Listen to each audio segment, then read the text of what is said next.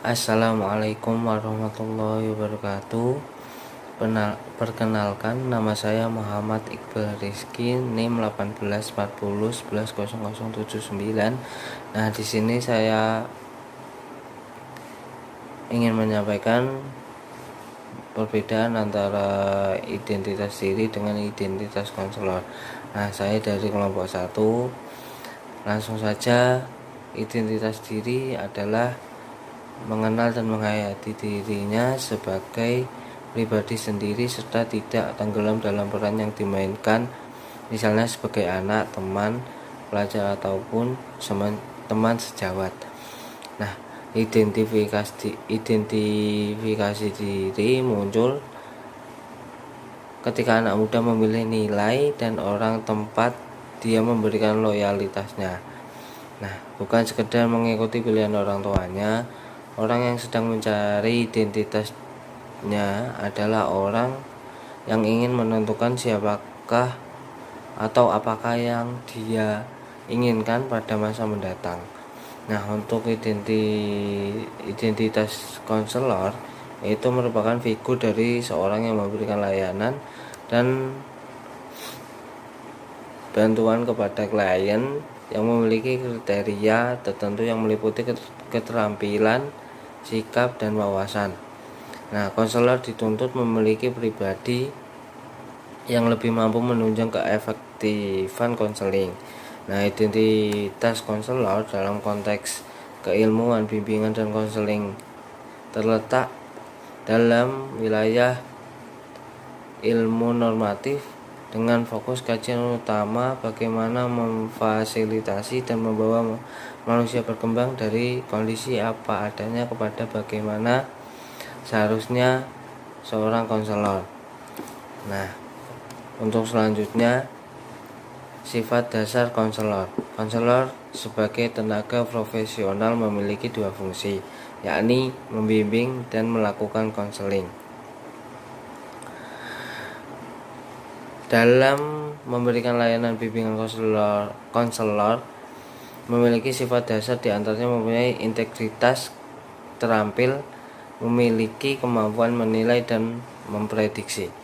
Nah, secara tajam, standar personal yang tinggi, terlatih, dan berpengalaman luas, konselor juga perlu mempunyai karakteristik objektif, menghormati dan memahami individu, memahami dirinya sendiri, maupun mendengar dan menyimpan rahasia, mempunyai rasa humor, memiliki kepribadian matang.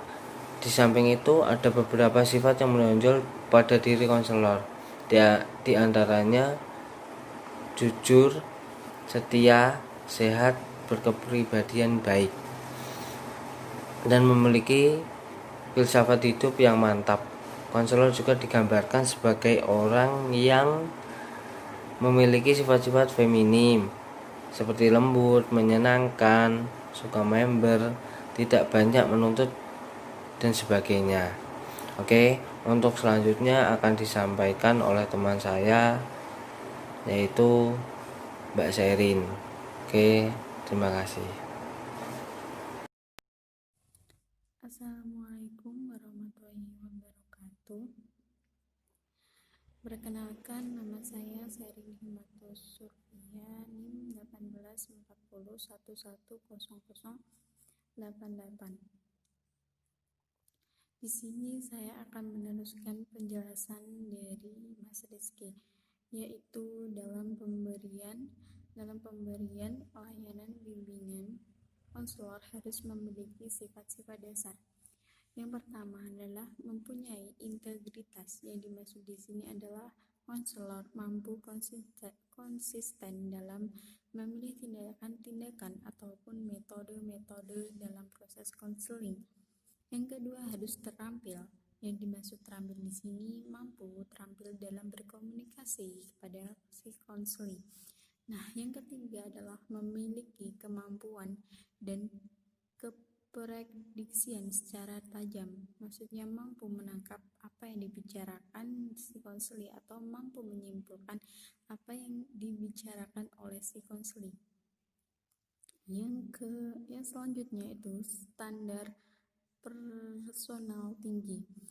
Yang kelima, terlatih dan berpengalaman luas. Nah, di sini yang dimaksud adalah terlatih dan pengalaman yang luas, yaitu mempunyai sebuah pengetahuan yang luas untuk dapat memudahkan dalam proses konseling. Yang seterusnya itu konselor juga perlu mempunyai satu, karakteristik yang objektif. Dimaksud objektif di sini adalah berdasarkan fakta atau berdasarkan suatu permasalahan fakta oleh konseling. Nah, yang selanjutnya yaitu menghormati dan memahami individu. Yang dimaksud di sini adalah mampu memahami si konseling dalam menyampaikan ataupun dalam menyampaikan yang dibicarakan oleh si konseling. Yang seterusnya adalah mampu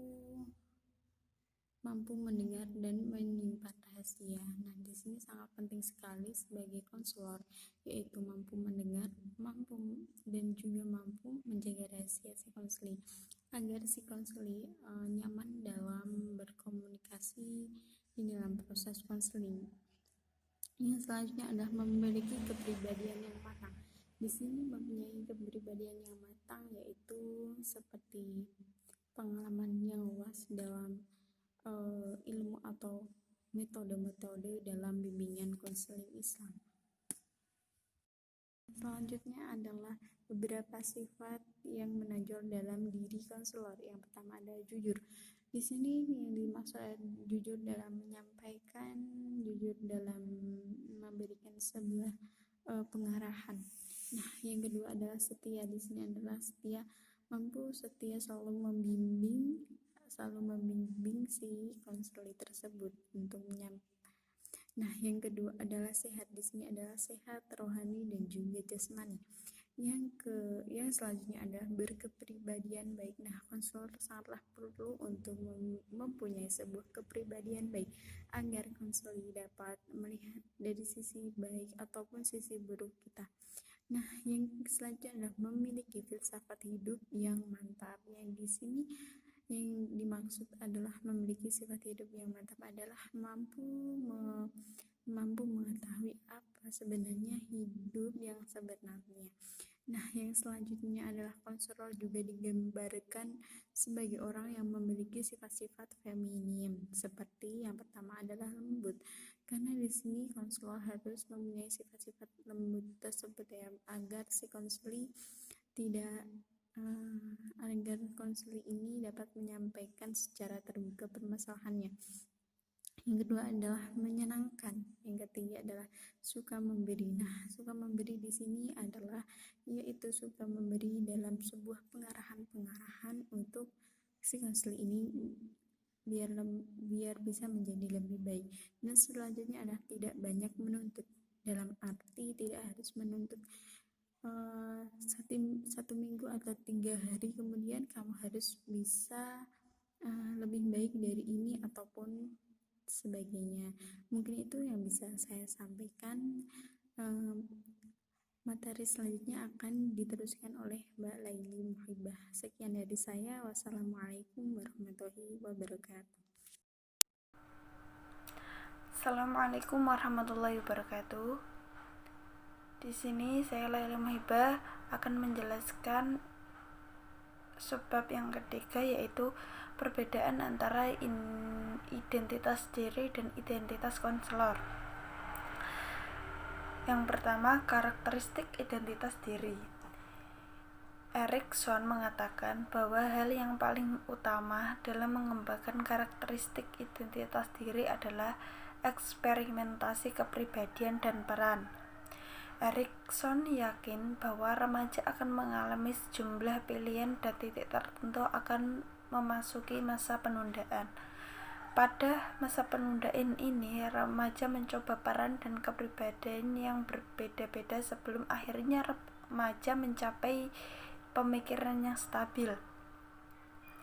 Erikson mengatakan bahwa karakteristik identitas diri terdapat beberapa aspek psikologis dan aspek sosial. seperti yang disebutkan di bawah ini. Yang pertama, pengembangan individu berdasarkan rasa kesamaan diri dan berkelanjutan di semua bidang, dan kepercayaan kesamaan diri dan kontinuitas yang diakui lingkungannya. Yang kedua, banyak aspek dalam pencarian identitas diri yang disadari, namun motivasi ketidaksadaran justru memainkan peran penting. Dalam taraf ini, perasaan ketidakberdayaan mungkin digantikan oleh pengharapan pada kesuksesan. Yang ketiga, identitas tidak dapat berkembang tanpa aspek fisik, mental, dan kondisi sosial yang pasti. Keempat, karakteristik identitas tergantung pada masa lalu, masa sekarang, dan masa depan.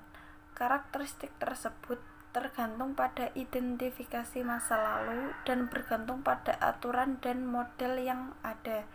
Selain itu, juga dipengaruhi oleh aturan yang memungkinkan di masa depan. Yang kedua, karakteristik identitas konselor. Karakteristik identitas konselor berarti terkait kualitas keunggulan yang harus dimiliki oleh konselor selain pengetahuan dan wawasan kompetensi keunggulan pribadi, sadar akan nilai sosial budaya sangatlah menunjukkan kualitas konselor dalam memberikan pelayanan konseling. Yang pertama yaitu karakteristik keunggulan pribadi. Identitas konselor diartikan bahwa kualitas lahiriah dari seorang konselor adalah menawan hati, memiliki kemampuan bersikap tenang ketika bersama orang lain, memiliki kapasitas untuk berempati, dan karakteristik lain yang memiliki makna yang sama. Yang kedua, karakteristik keunggulan wawasan dan pengetahuan. Konselor yang memiliki pengetahuan dan wawasan yang luas harus memiliki sudut pandang yang berbeda dan terbuka dari setiap sudut dalam menanggapi permasalahan yang ada. Yang ketiga, karakteristik keunggulan dari sosial budaya Nusantara. Dalam hal ini, karakteristik keunggulan sosial budaya Nusantara terkait bagaimana konseling multikultural. Konselor yang memahami nilai-nilai sosial budaya Nusantara berarti memahami akan keragaman konselingnya. Dengan memahami keragaman konseli, berarti konselor paham bahwa kebudayaan yang kaya mencintai kekayaan akan nilai-nilai sosial budaya Nusantara. Mungkin itu yang dapat saya dan kelompok kami sampaikan. Apabila ada yang mau ditanyakan silakan. Kurang lebihnya kami mohon maaf. Wassalamualaikum warahmatullahi wabarakatuh.